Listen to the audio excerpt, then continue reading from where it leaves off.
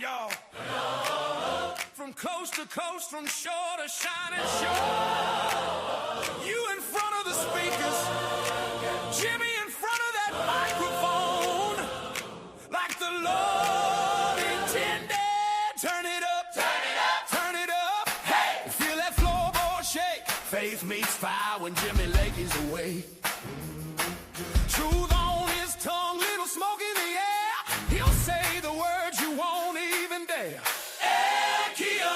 Unleashed and unfiltered. Coast to coast and shore to shore we roll. Politics and information. Infotainment revelation. He talks Jesus, he talks real life.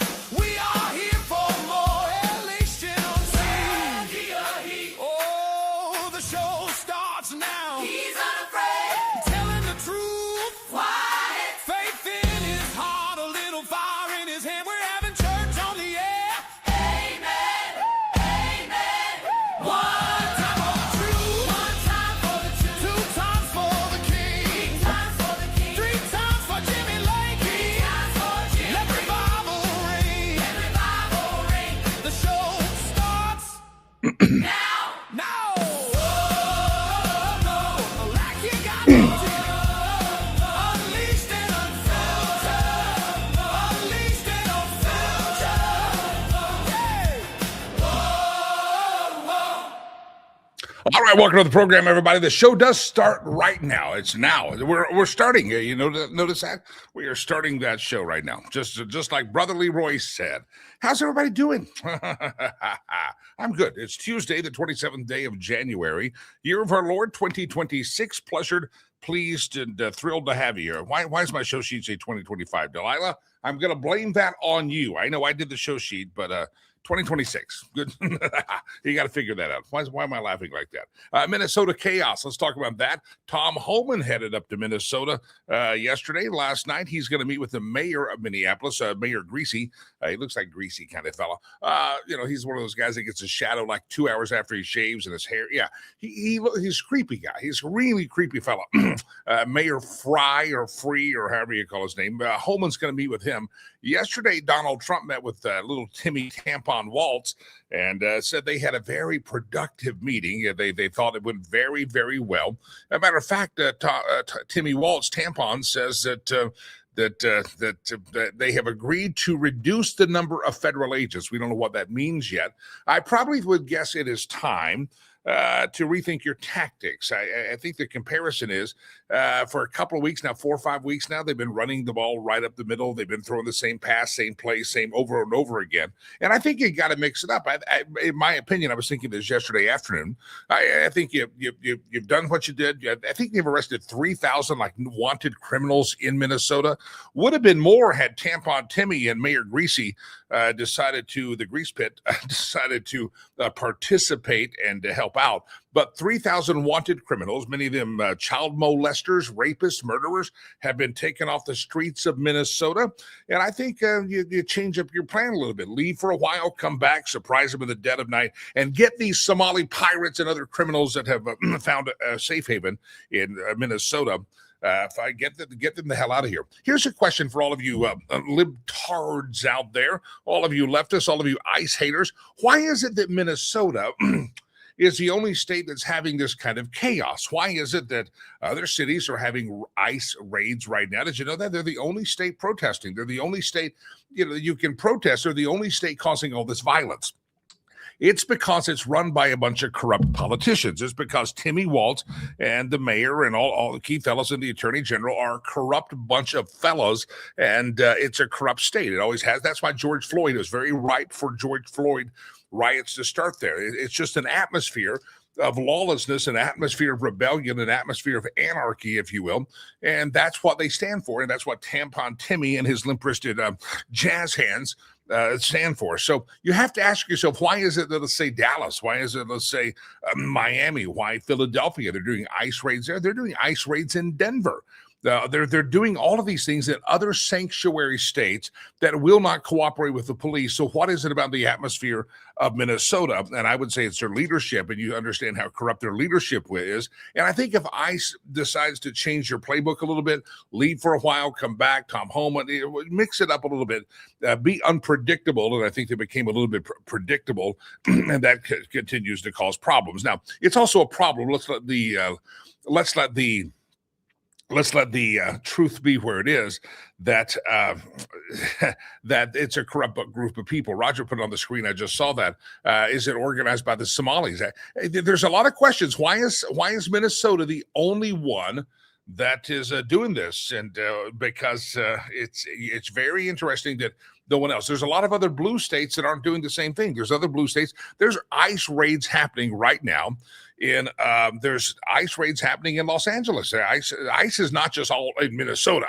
We got 50 states, and there's enough agents to go around. They're taking illegals out of this country, wanted, nasty, dirty, criminal illegals out of this state, out of this nation, every state in the union. So why is Minnesota such a ripe hotbed for mess? And I would say it's because of I would say it's because of Timmy Waltz and the leadership there. And it really shows you what kind of leader he is. He can't get control of his country, his state. He wanted to be in control of the country, second away from the presidency, and God saved us from that mess. He is a mess. He's a disaster. I think Timmy Waltz is an actual disgrace to the state of Minnesota, and I would like to see the poll numbers right now and see what the poll numbers say when it comes to Timmy Waltz. I would guess he's not. I think one of the reasons Timmy also wants, Tampon Timmy wants a rioting in the streets is because, remember, before the rioting started, all the talk was on him. There were calls for his impeachment. There were calls for his resignation. There were calls for his prosecution. The Department of Justice had announced just about the time the rioting started that Timmy Waltz and Keith Ellison were being looked into for their collusion with the Somali pirates. So the Minnesota chaos continues, and I think any of you that say ICE is horrible, well, why is it that the only problem we see to be having is in Minnesota? And you have to look at that as a leadership of the state. But I believe they're going to change up the game plan a little bit and focus on some other states, come back in. They'll still be in Minnesota, but I think it's good to change up the game strategy a little bit. Now, Fetterman, a lot of you like Fetterman. He's a Democrat from Pennsylvania. He has sided with President Trump a lot, and he's parted ways with his party. And he has made a comment overnight that President Trump has issued a statement that he should fire Kristi Noem. Now, I found this quite interesting. I want to dive into this a little bit. It says that Fetterman says that she is betraying the DHS's core mission and trashing your border security legacy. He said this in an appeal to Donald John Trump. It's an X post, and he says, I make a direct appeal to immediately fire Secretary Noem. Americans have died. She is betraying DHS's core mission and trashing your border security legacy. Do not make the mistake of President Biden made by not firing a grossly incompetent DHS secretary. That's what Fetterman tweeted out directly to President Trump yesterday. His opinion is his opinion. I don't know. I don't know enough of the story as to whether Kristi Noem has bungled something up and should be fired. My gut says no. But here's my problem with Fetterman asking this. Did Fetterman ever, and maybe I'm wrong, Delilah, you can do the research. You spell it Fetterman, Fetterman. It's one thing for him to tweet directly to the president and say, Americans have died. Kristi Noem is betraying DHS's core mission and trashing your border security legacy. Do not make the mistake President Biden made for not firing a grossly incompetent DHS secretary. My only problem, he has his opinion. Maybe he's right. I don't think he is, but whatever. I like Fetterman. But my only problem with this whole tweet that he does is that did John Fetterman ever call for President Biden to fire his grossly incompetent DHS secretary? I don't remember that conversation. And so for Fetterman to jump up here and say he should fire Noem, that's one thing. But for him to say he should fire Noem because Biden didn't fire Mayorkas, well, Fetterman, did you ever speak out against that? And maybe he did. If somebody can tell me, did Fetterman ever speak out against Mayorkas and call for his termination or firing? And I think that would be A very, very, very good question. Anyway, jump into the conversation if you want. All of the platforms out there. I like it that somebody on the YouTube says I'm annoying. Keep watching, you son of a gun. I'm glad you're tuning in. You're helping my algorithm. Thank you very much. Appreciate you. Anyway, good to have all of you here on the program. And also, I also notice some of the hecklers we get out there. It's always the same thing. They make personal insults. They talk about Donald Trump. He's a pedo. I haven't seen any of them defend Timmy Waltz. Tell us what a great governor his is. If you guys if sitting in your mama's basement in your blue hair, driving your Subaru Outbacks are so smart and intelligent and you hate Trump so much, could you tell us what you love about Keith Ellison? Tell us what you love about Timmy Waltz. Oh, and tell us about Joe Biden, poopy pants Joe Biden, who craps his pants, drooled and had to have ice cream every afternoon. Why don't you stand up for what you believe in rather than just attacking from your mother's basement and your unemployed status? Why don't you just kind of let us know what you believe in? That would be much more a better part of the discourse and dialogue if you can actually tell us what you believe in, what you stand up for, not what you hate, not that you hate the orange man, not that you can't stand Republicans or conservatives or people that dare to be Christian or have Judeo-Christian values. Why don't you stand up and tell us what you believe in? Make your case for why we should have open borders. Why don't you make your case for why these pedos and why these murderers and child rapists and murderers should stay in the country? Tell us why. You don't like what we're saying. You don't like what Tom Homan's doing. You don't like what ICE is doing. Why don't you stand up in your mama's basement and why don't you make the case for why all these people should have to stay in this country? Have you seen the people? Have you seen the rap sheet? Or are you too dumb to read the damn thing? Read the damn thing. See who's getting kicked out of this country. And then why don't you stand up and say, yeah, I should leave them here. They should let these people that have done very nasty things in our country and other countries, you should let them stay in the country. Why don't you make the case for that? Other than that, if you say anything other than that, it proves that you're an intellectually bankrupt sons of bitches and you don't have a freaking clue what to do and you're typing this stuff from your mama's basement and you probably ought to get back to work because that little job that you have is probably hopefully going to lay your little lazy ass off sometime. That's what you ought to do. You ought to tell us what you stand for. We know you hate Trump. We know you have the Trump derangement syndrome. We know you hate people with Judeo-Christian values. We know you hate ICE. We understand all the stuff you hate. Can you tell us what you stand for? Can you tell us what's righteous about what you stand for? The answer is, I guarantee you, none of you will. None of you will. All right, good to have all of you here on the show. I promise you, I'm in a good mood today, pleasant, pleased, and thrilled. It's just funny. I watch the YouTubers. They keep going. All the YouTubers, that's where all the freaks hang out. All the heroin addicts, hang out there on the YouTube, and they make fun of the MAGA, but you can't tell us what your solution is. Do you not want America to be great again? Tell us how you're going to make America great. Tell us. You don't know. You have no clue because you haven't had a thought. All you're doing is puppeting what your puppet masters have told you to say. These people going out there standing in front of ICE carrying weapons, I hate that anybody has to die. I hate that anybody loses a life. All life is precious, including the lives of the unborn. They're very precious as well. But unfortunately, people go out there and sacrifice their lives so that you can have a talking point. They got spun up into some kind of frenzy. They got caught up in some kind of a delusional syndrome, Trump derangement syndrome, went out there, thought they were fighting a just cause, and guess what happened? They thought they were fighting for the just cause. They ended up dying, and you don't give a rat's patootie that they died. All you care is that you can go out there and you can use your face and say, look at there, you killed them. You got them because a lot of you fell into a frenzy. And that's what happens. That's what happens in stories of history. The media and political leaders get you spun up into a frenzy, and the very weak follow every bit of that, and they get spun up, and they're the ones on the front line of the battle. Notice the media spinning you up on the battle.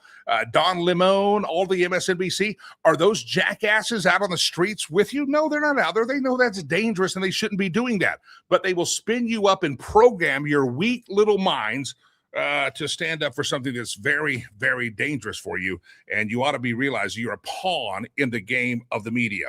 You're a pawn in the game of your puppet masters. You're a pawn in the game of the Democrat Party. You're a pawn in Timmy Waltz. Is Timmy Waltz out there trying to, if Timmy Waltz really believed in the cause, wouldn't he be out there choosing a side and standing between the illegals and the criminals and ICE? No, Timmy Waltz is hiding behind the sanctuary of his governor's mansion. You know why? He doesn't have to be out there on his own. He can work the weak-minded up into a frenzy, and you will go out there and you'll sacrifice your life. But all the people psyching you up out there, they're not out there on the front line. They're not going to go on the front line. They never do. They will send you. They will send your children to war, but they will never go themselves. And you have to realize you are being played in a very, very, very nasty way. All right, let me go to my first guest of the morning. Let's go to Kenneth Abramowitz. He's waiting patiently while I vamp. I call that vamping. That's just vamping. I'm just like a jazz musician. I vamp on a chord, and we just got to have fun. Kenneth Abramowitz is out there, and he's from Save the West. Kenneth Abramowitz, welcome to the program, sir. How are you? Great to be with you as always. I want to come to this story that Timmy Waltz, the governor of Minnesota, came out and compared. He used Anne Frank, of course, who was facing genocide, the purge of the Nazis in Germany, and he did a comparison to what was happening in Minnesota to what was happening to Anne Frank. Even I think the National Holocaust Museum has come out and said, Tim, tamp that down, buddy. That's a bad comparison. Give me your thoughts. What did Tim Waltz say? What was the comparison? And your thoughts, Kenneth Abramowitz. Great to see you as always. This is an old communist trick of reversing reality. And it's very clever. And they usually get half the people to believe them when they reverse reality. So here you have 100% innocent Anne Frank. The only thing she was guilty of is being Jewish versus people who are really guilty of doing really bad things. First of all, they broke into our country. That's illegal. Secondly, they committed various crimes. Allegedly, it has to be proved in court, according to American law. But they're being, and ICE is trying to deport them. They have no right to be here. By the way, just pretend that you don't know me. And I break into your house at 2:00 at night and I say, oh, here I am. I'm really hungry and thirsty. And would you mind if I sleep in the sofa? Do I have any rights? No, I broke into your house illegally. You have a right to call the police, obviously. You have a right to shoot me. I have no rights. So we're talking about, by definition, criminals because they invaded our country illegally. And they committed some crimes, so they're double criminals. And he's comparing that to Anne Frank, who was guilty of being Jewish. So this is typical communist nonsense. Number one, and number two, Tim Waltz and the whole government there is run by criminals. What they did to steal money from the federal government is beyond comprehension. So what they're also doing is deflecting criticism from them. Instead of letting the federal government arrest them for being criminals or running a criminal operation, they flip the switch, flip the script on ICE. So this is, welcome to communist nonsense. Yeah. The voice of Kenneth Abramowitz is one of the thousands of earballs that listen to the show throughout the course of the day. Some of you watch it live. Lots of folks listen to it in podcast form. The Multi-Front War is his book, The Multi-Front War, Defending America from Political Islam, China, Russia, Pandemics, and Racial Strife. Kenneth Abramowitz, I was vamping. I call it vamping. Some people call it ranting. A second ago, that these people out there on the front lines think that they're fighting for Anne Frank. They think they're fighting for just causes. They think that. And yet the people that stew them up into this frenzy, they're not out there. They're not putting themselves between ICE. You know, Tim Waltz says, we got to go fight them. Tim Waltz doesn't go out. Keith Ellison doesn't go out. He waits for these weak-minded to show up there. And when the weak-minded show up there, they sacrifice their life. Unfortunately, it's tragic that they do. That's also kind of a game of the make people think they're oppressed, and you sit in your mansions and you get all those people out there to fight your battle. But you're not going to send your kids out there. Tim Waltz, I don't think, has sent his children out to confront ICE agents. They know better. That's also a tactic of tyrants, is it not? Yes, it's another communist game. And I learned about this through my friend. Unfortunately, I never met him, my YouTube friend, KGB defector Yuri Bezmenov. KGB defector Yuri Bezmenov.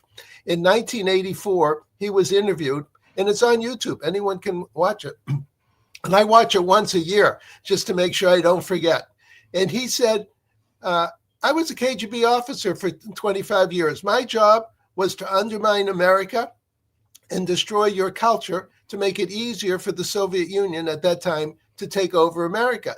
And he said, one of the techniques we used is we tried to get you to behave in our self-interest while you think you're behaving in your self-interest.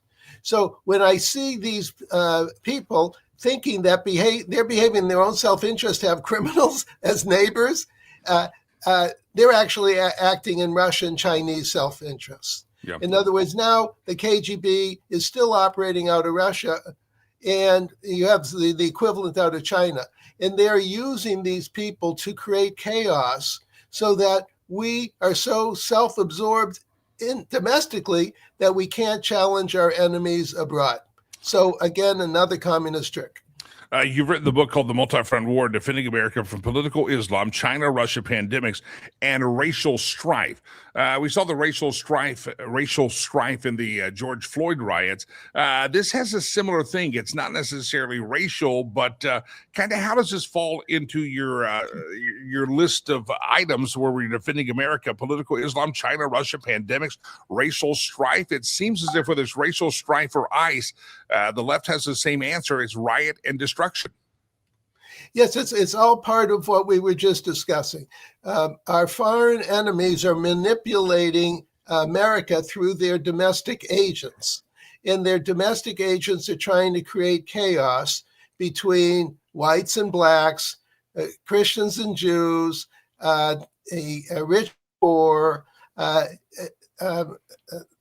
straight and gays. You think of every conflict that we have in America is exaggerated tenfold by our foreign enemies, and they're very good at it.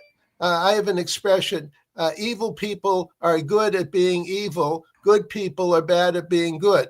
And we have to close the gap. You know, we can't just sit back and let our foreign enemies use our domestic traitors, basically, to create chaos. And a lot of people have to go to jail. And then at the same time, usually the people criticizing the most are also common criminals, like the governor of Minnesota, who's a Chinese agent and was helping the system steal money from the federal government. So whenever you see a false narrative ideology, you dig a little bit and you also find some criminal activity. Prognostication on your part. Kenneth Abramowitz, my guest, the author of the book called The Multi-Front War, Defending America from Political Islam, China, Russia, Pandemics, and Racial Strife. It's funny, it's interesting, maybe not funny, that all of this strife, all of this clash and violence is happening in Minnesota. It seems to be that Minnesota was also the hotbed for that racial strife. The George Floyd riots all started there in Minnesota.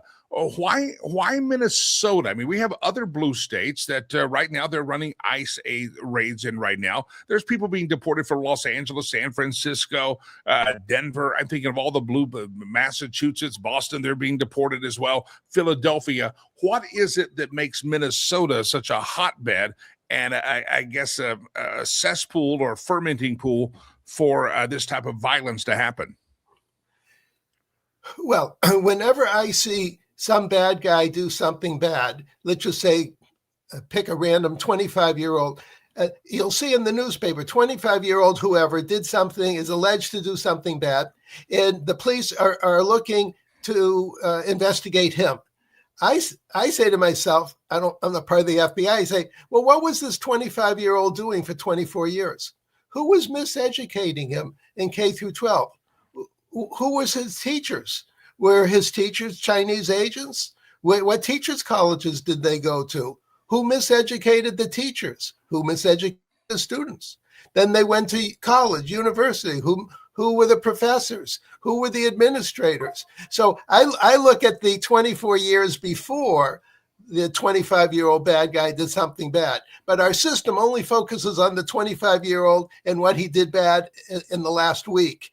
And so therefore, we don't get to the root causes. And the point I'm getting to is that communist nonsense, Islamist nonsense has invaded our schools, our teachers' colleges, our universities. So Minnesota did a great job miseducating its students. And that's how you get adults who are delusional. Yeah. The left will say, oh, they're only putting the ICE in the blue states. That just shows how stupid people are. Remember, ICE is still doing raids in Dallas. That's where that's a red state. Marco Rubio down in Marco Rubio, DeSantis down in Florida. They're welcoming ICE. They're participating in Dallas. So remember, the ICE was working in that red state, and some sniper tried to shoot people from a roof. ICE is in all 50 states, some states more than others, but they're out there working. And the only one that seems to not be able to handle it is little Timmy Wilson, Keith Ellison's Minnesota. And I think you're right. It goes to a root that for years the state of Minnesota has been hijacked. Their education system, their government has been hijacked, and the people of Minnesota need to take it back. And I'm hearing that Tim Walz and Keith Ellison, Tim Walz especially, is getting great heat from the business community and the chamber of saying, you've got to clean this up. We can't continue to be the state that is known for the most dysfunctional bunch of violent rhetoric ever. And you got to make this stop. The George Floyd riots just about destroyed us, or did destroy our businesses, our tourism. Who the hell wants to go to Minnesota this summer on vacation? I would avoid the place. It seems like a dangerous cesspool of idiots.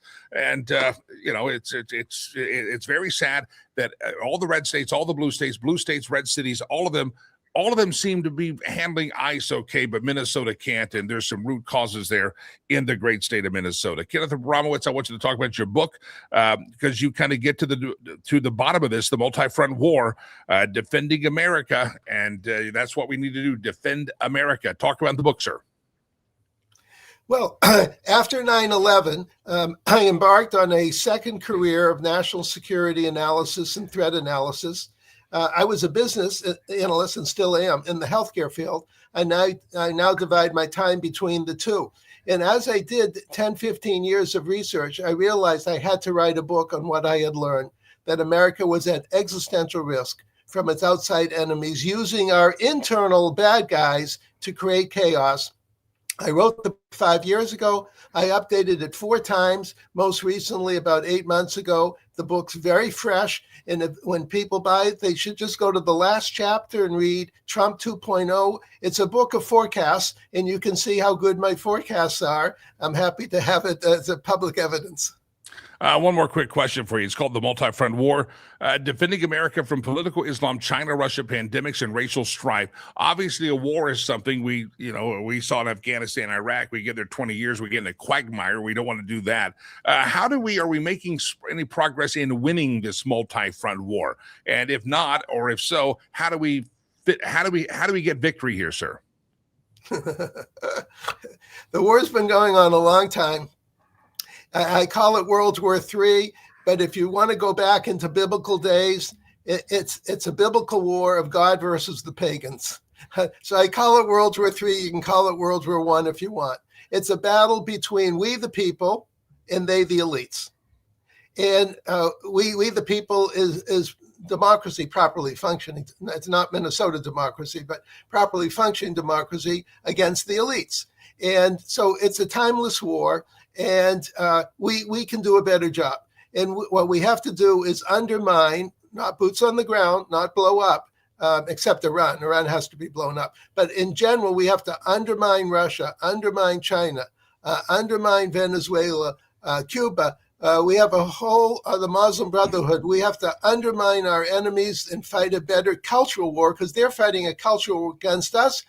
We have to learn how to fight a cultural war against them, and only occasionally blow something up like Iran, which is just it's not Nazi Germany on steroids.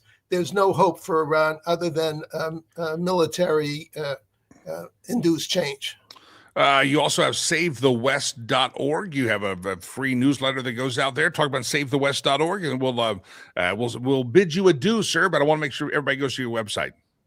Yes, and it's SaveTheWest.com. SaveTheWest.com. Thank you for mentioning it. I've had this for about 15 years. I write an article every 2 weeks. There's a pop-up menu. Everyone should sign up. It's complimentary. Take advantage. And over time, you'll learn how to save Western civilization. Get a copy of the book. It's called The Multi-Front War, Defending America from Political Islam, China, Russia, Pandemics, and Racial Strife. Also, the website, SaveTheWest.com. Our good friend, Kenneth Abramowitz, I appreciate you, my friend, SaveTheWest.com. Thanks for hopping on today, SaveTheWest.com. Ladies and gentlemen, 1 week ago today, we were doing the first Lakey Roadshow event of 2026 at the Casbar Cigar, and Laura Carno graced us with her presence, and Brother Leroy wrote a song specifically for that, but he also had this very special package, had sent over a couple of other, I call them assets, songs. And if Brother Leroy sends us the bill, Delilah, when he sends us the bill, would you please hit return to sender? I tell him we moved. Tell Brother Leroy we moved. But ladies and gentlemen, we're going to get to vote. I'm going to play both of these for you. But Brother Leroy has some songs. These are going to be the intro. That I talked to Brother Leroy. I said, Brother Leroy, Laura's been with me for over 10 years. We got to do something special for her. And I thought the segment would be very aptly named Locked and Loaded with Laura. Locked and Loaded with Laura. And so, ladies and gentlemen, Brother Leroy came up with a song. I thought it was fantastic. But then he messaged me and said, Sister Gloria, you know, the old jingles that we've had for years, Sister Gloria, said, I'll do a song for Sister Laura. And yeah, Sister Gloria is a sweetheart. We had to keep the donuts out of the green room for her after a while. She liked them, but Sister, don't tell Sister Gloria I said that. So let's do it. Here we go. Ladies and gentlemen, I'm going to disappear maybe from the screen here. This is Pretend We're Not Here, and let's hear Brother Leroy introduce the esteemed Laura Carno. Go ahead. D.C. trenches to that Colorado dome of dummies. She defends your right to keep and bear, and she does not miss. Smartest woman in Colorado, keeps kids safe in school with fastercolorado.org.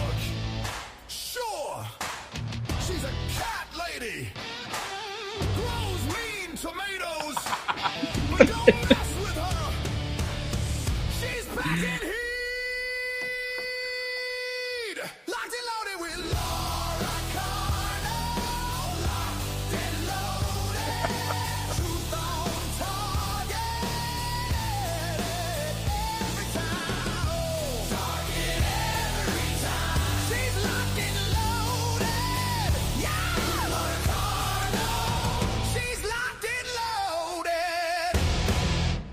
Locked and Loaded. Here's Laura. How do you like that one? I listened earlier today, and I was laughing so hard, Jimmy. I talked to her. I said, you got to do something. I said, she's a cat lady. She's kind of crazy. And she grows tomatoes. And could you put that in the song? He goes, I'll figure it out. And there you have it. She's got it. Now, Sister Gloria jumped in the mix, and everybody's going to get to vote. Do you like Brother Leroy's version? Here is Sister Gloria from the Jimmy Lakey Mass Choir. Been singing for us for a long, long time. Back since the day that the TM Century Company cut our first jingles back that Philip Anschutz paid for those. That's why we had him in the first place. Now Brother Leroy is going to send us a bill directly. Return to sender. We're not here. Here we go. This is Gloria, Sister Gloria, introducing Laura Carno. Go ahead. From D.C. Swamp to the Colorado Dome of Dummies, she cuts through the noise. Yeah, she does. She's packing heat, defends your right to keep and bear. Smartest woman in Colorado, you know she's always there. She keeps kids safe in school. FasterColorado.org. That's FasterColorado.org. Locked and loaded. Laura Carno on the Lakey Show. Locked and loaded. Laura Carno on the Lakey Show. Oh, don't mess with her. Locked and loaded with Laura Carno on Jimmy Lakey Unleashed.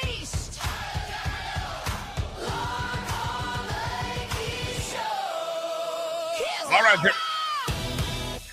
Oh, Sister Gloria shouted at me. I feel like we're going to have a fundraiser to pay for those. Those are pretty awesome. I think we might. Producer Chad and I are we're gonna forego our pay for a while, which we've been doing since we started this thing. I think we've been foregoing our pay. I will too. Yeah, you too. You've been foregoing your pay longer than any of us. It's the very beginning. Well, maybe we'll rotate those in. Everybody vote Brother Leroy or Sister Gloria. Which one do you like? I think it would be. I think we'd love to hear your thoughts. I love you. Ray says Brother Leroy for sure. Kevin says not shabby. I like both of them. Hey, it's Kevin. Kevin was at the cigar bar. He was at the cigar event, and he's your good friend now at Denver International Airport. He is. He's my airport angel. Everybody needs an airport angel. Everybody needs one. By the way, pray for Brother Kevin. He works for Southwest Airlines. Today is the first day that they're going to the assigned seating at the Southwest Airlines. So I'm sure it's going to be very busy out there. Across America, if you're flying Southwest, be prepared. It's going to be different. Those I hated the sticks that stick up out of the ground. Group 1, Group 2, or A, whatever. All the stuff's going. They're going to take that down. I loved those. You did? I hated them. I didn't. Here's the thing, Jimmy. I'm a window seat person. Yep. And part of the reason I love the window seat is I need to lean my head against the side of the plane and fall asleep. Yeah. Well, if you get the wrong seat, all you have is window, and then your head is way over there, and I need like the plane wall, not the window. So I like to go way to the back and find the right seat. So I just have to do that and not get a crick in my neck. So you want to go way to the back on purpose of the plane? Here's why. And I just had a flight this last week, and there was tons of empty seats. So on the way back from my trip, I had not just my row to myself, but there was nobody even across the aisle. Okay. So it's all very empty. And as much as I like some people, I don't like all of them. Yeah, I know the feeling. I know the feeling. I don't like all of them. By the way, an interesting thing happened to Laura. Someone showed you a very intimate photo at the cigar room last week. I asked you, you used the word a-hole, and some guy walked up and said, "You don't know what that means." Well, here's my colon. He showed you like a photo as a colonoscopy. I'm sorry. So anybody of a certain age. Yeah. So I used the language a-hole on air because maybe I cuss off air, maybe I don't, but I certainly don't like to do it on air. You don't think I do? I know. No, you're very innocent. You're an angel. Anywho, so this guy comes up and he goes like this with his phone and says, "Do you know what this is a picture of?" And this is after you and I were already off air.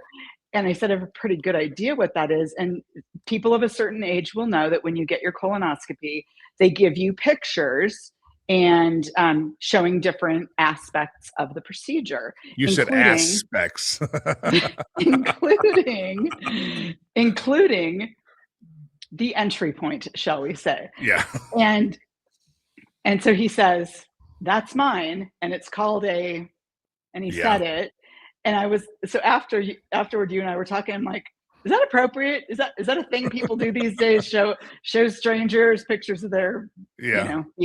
So I think you get that certain age and you just don't care. I think I know the guy. He did it. I'm like, you get to that certain age and you're like, I don't care. Everybody wants to see this, right? Look at here. He probably showed it at Christmas to the grandkids. Like, hey, you want to see Grandpa's poopy shooty? Oh, that's awesome. That was such a fun time. We have to do it again. We'll do it again. By the way, Jim jumps in on the Facebook, says both of the jingles, Brother Leroy on odd days, Sister Gloria on even days. Perfect. And Scott says something about, look at this way. It's an accident to get the tail sections the last to get there.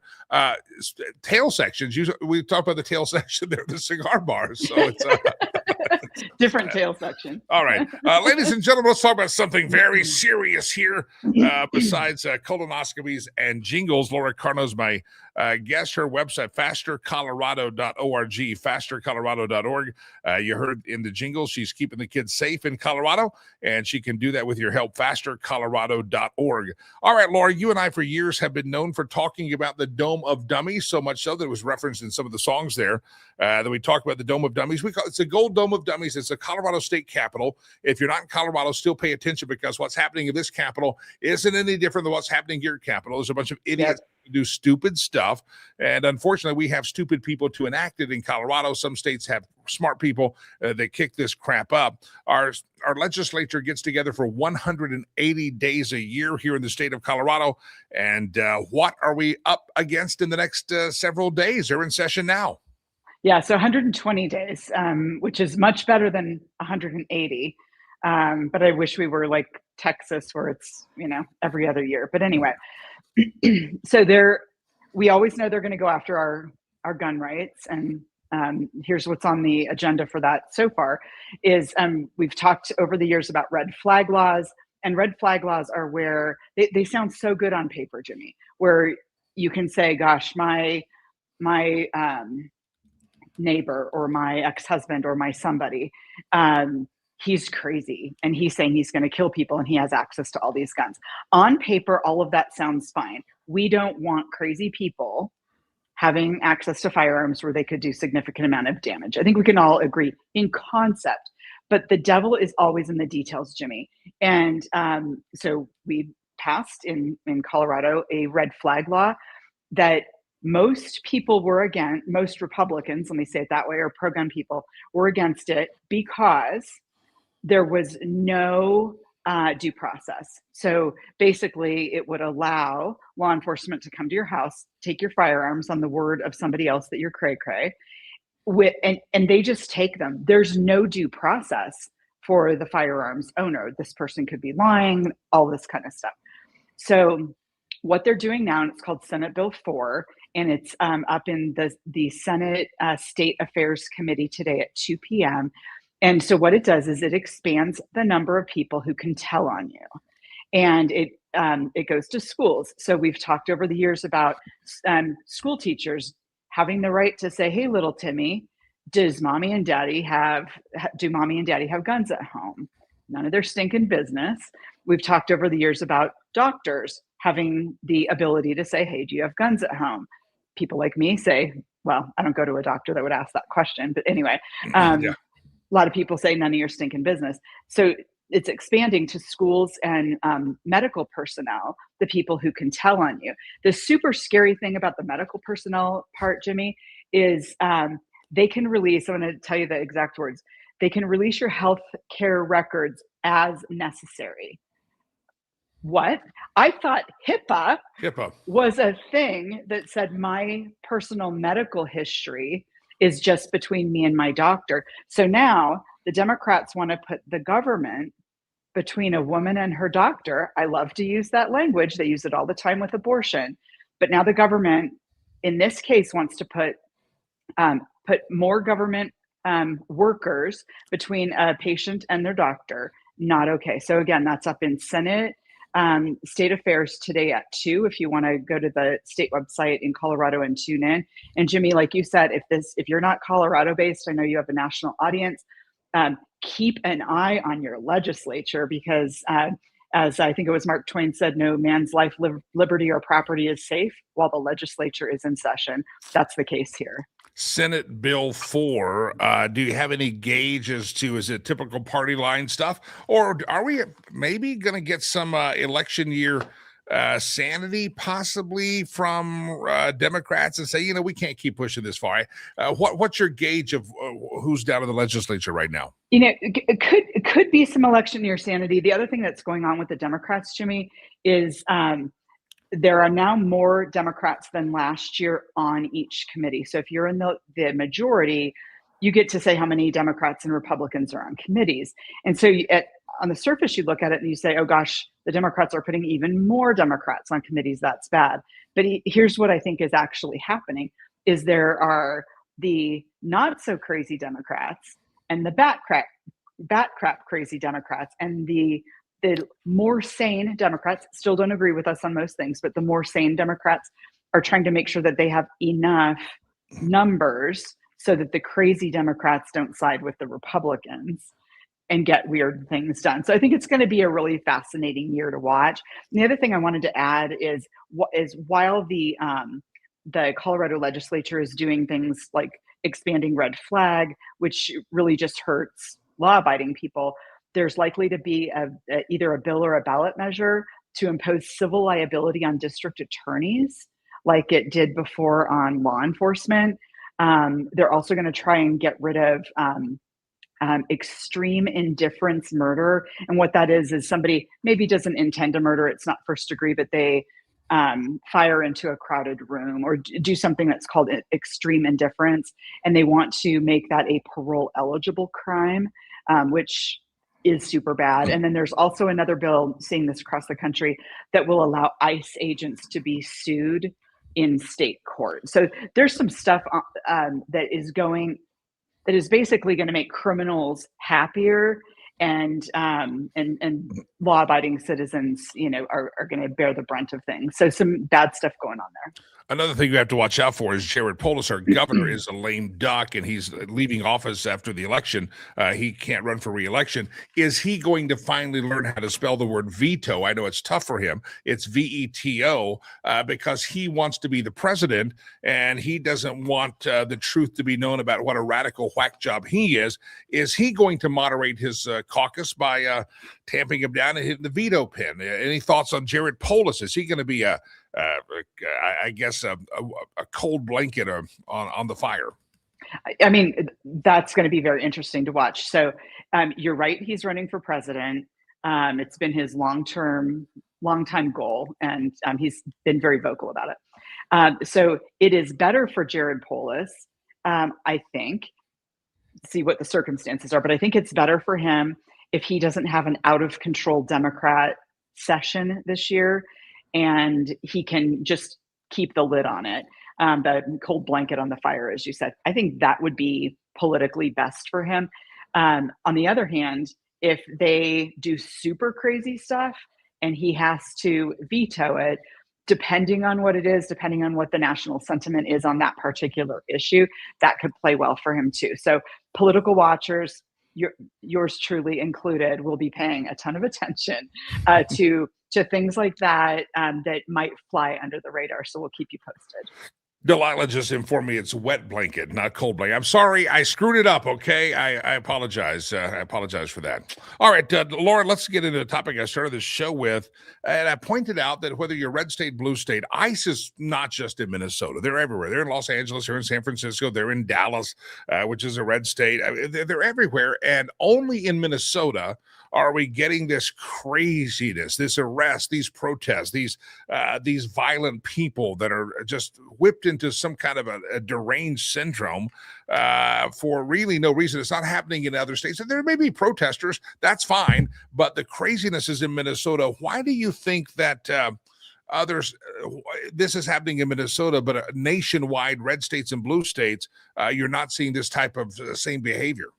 Yeah, I think in some of these other states, Jimmy, local law enforcement, the political winds in the state, they are agreeing with ICE and saying, I think we can all agree that if there is an illegal immigrant who has murdered somebody, raped somebody, molested a child, robbed a bank, any of those things, that is a criminal, and we need to work together to get that person, bring that person to justice, get them out of the country, what have you. That where there are good all around law enforcement relationships, that's going well. So that's why you're seeing Texas and Florida, both red states, are two really big states for kicking out these criminal illegal immigrants. And those are red states. The numbers are huge compared to Minnesota. So the question is, why Minnesota? So we have Tim Walz, the governor, who I don't know, he's probably trying to repair his image too. But anyway, but he's all against this stuff, and the mayor's all against this stuff. So you've got an ICE unfriendly environment there. But the other thing is what happened right before this was all of the investigation into this huge fraud that is, Yeah. I don't know if you've seen a latest number, 6 billion, 8 billion. This is huge, huge fraud. And my guess at the end of it, if I were a betting person, is that Tim Walz personally, the mayor, I forget, what's your name for him again? Greasy man, Mayor Greasy. Mayor Greasy. He looks greasy to me. Just I oily. would not be, because he uses the wrong hair products, I'm thinking.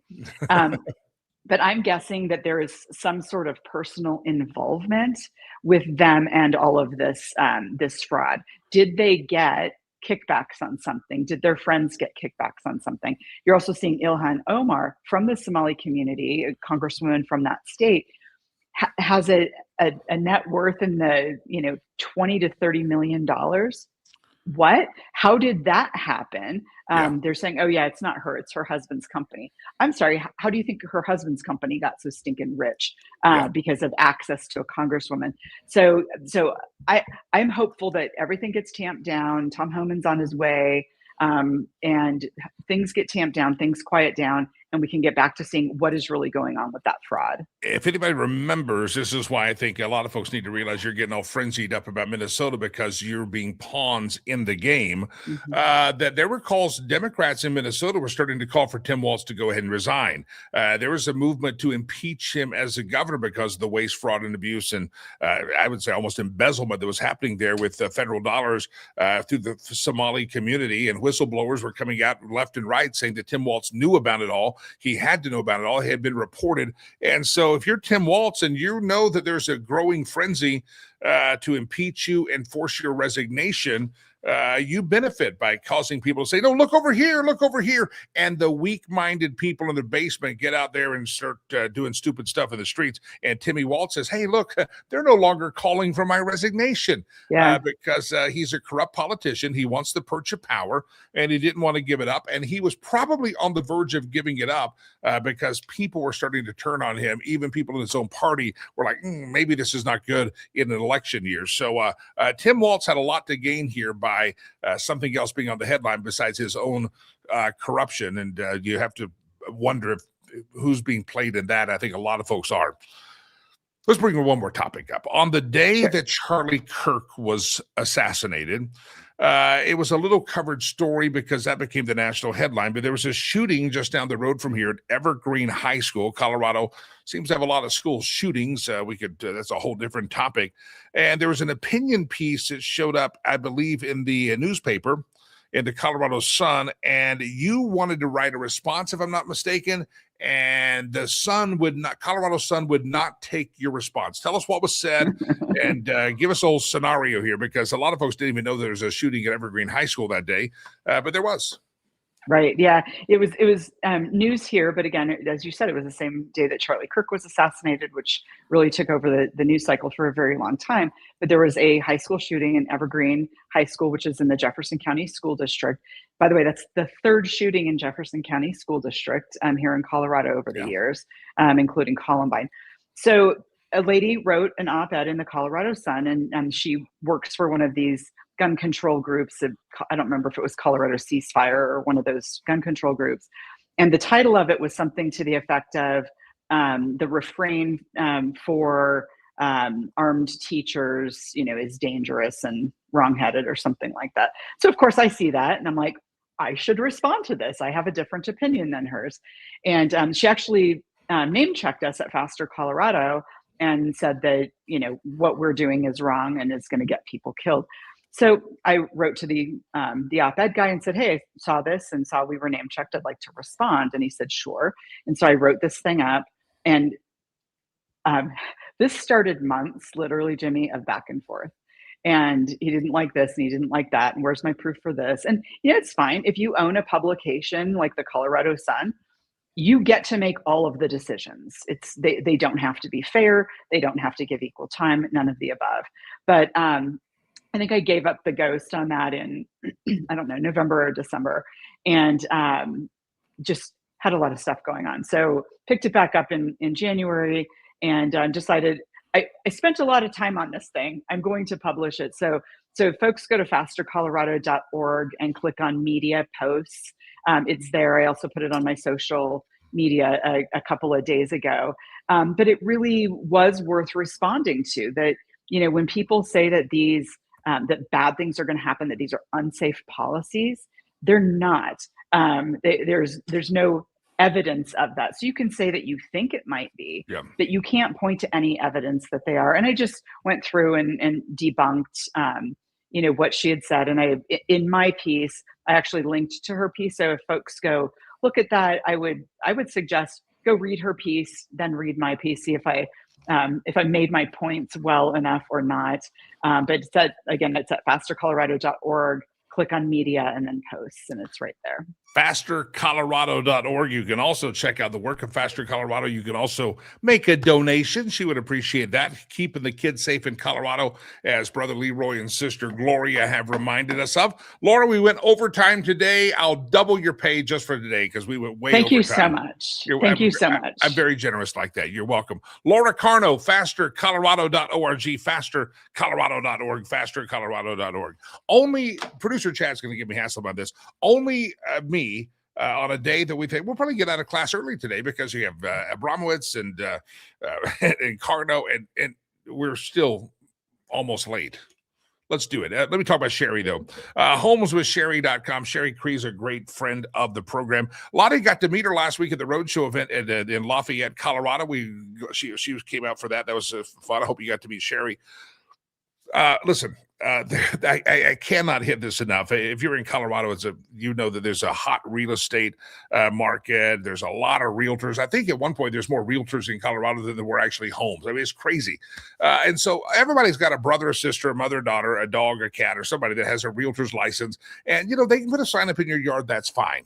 But I want to beseech you, therefore, brethren and sistren, if you will, to make sure that you're not just putting a sign in your yard. You need a whole strategy. And that strategy isn't just about getting your house ready and decluttering and the right paint. And she'll tell you, don't spend money here. She talked last week on the program about the feng shui of a house and just putting a mirror in the entry. She puts a good kind of a practical strategy together, but she can tell you about the market. She can tell you about the neighborhood. She can tell you, hey, I know you want to sell in March, but why don't you list your home in February? It could be potentially another $50,000, $60,000, $100,000 in your pocket. Did you know that? You don't know that. She knows the trends of the market. She knows the early spring, which we're in now, the early spring selling market, and how it can differ from the late spring, early summer selling market. It can cost you thousands of dollars if you list your home at the wrong time. Literally, sometimes just a few weeks can make a difference in your bottom line. If you're buying a home, Sherry can tell you, hey, you know what? I'll keep an eye out for a deal, but your real window of opportunity is going to be this month because that's when it's going to shift to be a buyer's market. You need to have somebody that understands the real estate holistic picture, not just about your home and the presentation and the sign and all the things but she approaches real estate this way. Every transaction you do, real estate has the potential to build generational wealth for you, your kids, your grandkids. You need to play it that smart. And Sherry's going to help you do that. That's her goal. That's her strategy. That's what she lives for, is to try to make sure that you use real estate to do good and have generational wealth for obviously future generations. She also wants to do good. She takes a portion of her commissions and she'll donate a portion of that to the charity of your choice. If you're a veteran, first time or a veteran or active duty, she'll discount her commissions. She's been to Africa with us. She's helped us build our school and sponsored kids at our Legacy Christian Academy. All in all, you got to talk to Sherry and get that strategy session. It's free. To have a conversation, you're going to interview realtors. Make sure she's on the list to interview as you talk. And again, start talking now. Maybe you're 3 months out, 5 months out, 6 months out. HomesWithSherry.com. Go to her website, HomesWithSherry.com, HomesWithSherry.com, and be sure to tell her that Jimmy Lakey's talking about her and you heard about her, and have a conversation. I think you will thank me. Indeed, you shall. HomesWithSherry.com. And with that being said, my friends, it's time for the stolen meme section of the show.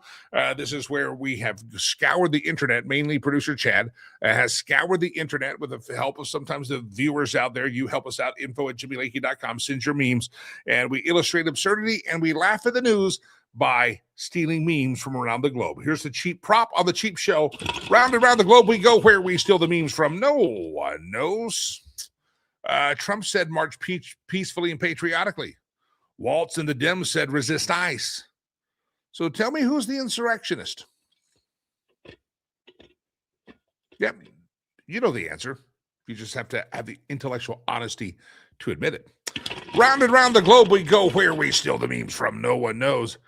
You're being treated poorly by the police. Have you tried not breaking the law to see if that helps? That's good advice there, Delilah, isn't it? Good advice. Yeah, try not jumping in front of. Yeah, just try not to. Yeah. Round and round the globe we go. Where we steal the memes from, no one knows. If it shows, please stay home. If it snows, please stay home. When you learn to drive in the sun, we'll discuss driving in the snow.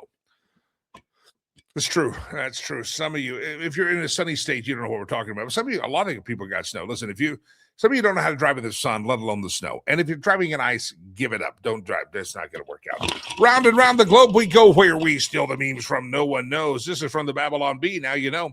Tim Wall says he will do anything to keep Minnesota residents safe, except cooperate with federal law enforcement. I'll do anything to keep my state safe, says Tampon Tim, but I won't cooperate with law enforcement. Okay. Yeah. A loose definition of the word anything, right, Timmy? Tampon? Round and round the globe we go. Where we steal the memes from, no one knows. I'm going to try to act like a normal, I got to blow my screen up on this one. I'm going to try to act like a normal, happy, mentally balanced person today. Wish me luck. Yeah, it's not going to work today. It's just, I'm going to try my best. Really will try. Let's do another one. Should we? Round and round the globe we go. Where we steal the memes from, no one. Oh, there it is. China. Long as they say no more stealing intellectual property, we don't want to get too good at it because they're very, very good at that stuff. So, ladies and gentlemen, it's been a pleasure to be with you today. Brother Leroy, Sister Gloria, thank you for your contribution to the show. Delilah, thanks for nothing. You didn't even do the research on Fetterman, did you? Tomorrow, we didn't get to our question of the day. We're talking about the Dukes of Hazzard. Yesterday marked the... the 47th anniversary of the debut, the premiere of the Dukes of Hazzard. The pilot came on 47 years ago yesterday, and for some of us, that makes us feel very, very old. And so tomorrow we're going to talk about TV shows that we grew up on and TV shows that we really, the TV shows that you know is a good TV show. Producer Chad and I were talking about this. Whenever you got together as a kid with your neighbors or friends, and you wanted to play that. I remember first or second grade. Third, I don't know, we were young, kindergarten, maybe we were playing Star Wars. I didn't see the movie, but everybody wanted to be Luke Skywalker's on the playground. And I remember riding around neighborhoods with my cousin. Yeah, we all wanted to play Dukes of Hazzard. And we were always hoping that some girl would wear some Daisy Dukes. We're a little older then. We'll talk about the Dukes of Hazzard tomorrow, 47 years. Now you feel old? It premiered yesterday. I mean this from the bottom of my heart. If you're on YouTube, hi. If you're on Rumble, good morning. If you're on the Facebook, all the Facebook feeds, we're on the Twitter, the X. Follow us. And also right now, just a few minutes, this show goes up in podcast version only. Spotify, iHeart, Podbean, all the places fine podcasts are heard. You can find it. Look up Lakey Unleashed. I mean this from the bottom of my heart. God bless you. God bless America. I am Jimmy Lakey. Doggone it. Peace. I'm out of here. I miss you already.